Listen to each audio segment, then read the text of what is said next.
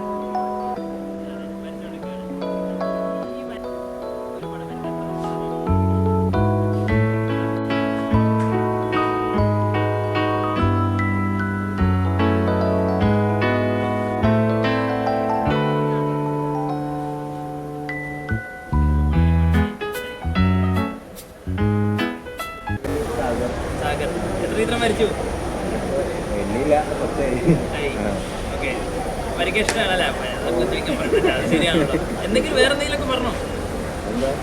പാട്ട് പാട്ടോ? ഇല്ല. Okay okay. എത്ര ഈ കാരിക്കേച്ചർ വരയ്ക്കുമ്പോൾ എന്ത് ഫീച്ചറാണ് നമ്മൾ ശ്രദ്ധിക്കുന്നത്? ഒന്നുമില്ല, അവരുടെ മുഖത്തിനൊരു ക്യാരക്ടർ ഉണ്ടാവും. അപ്പോൾ ചിലവരുടെ മൂക്കായിരിക്കും ആയിട്ട് നിൽക്കുന്നുണ്ടാവുക. അപ്പോൾ അത് നമ്മൾ എക്സൈജറേറ്റ് ചെയ്ത് വരയ്ക്കുക. ചിലപ്പോൾ കണ്ണായിരിക്കും.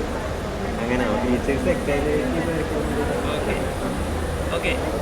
പാട്ടായിക്കൊണ്ടിരിക്കുമ്പോൾ ഒരു നാട്ടിലൊന്നും പടങ്ങളാക്കുന്നത്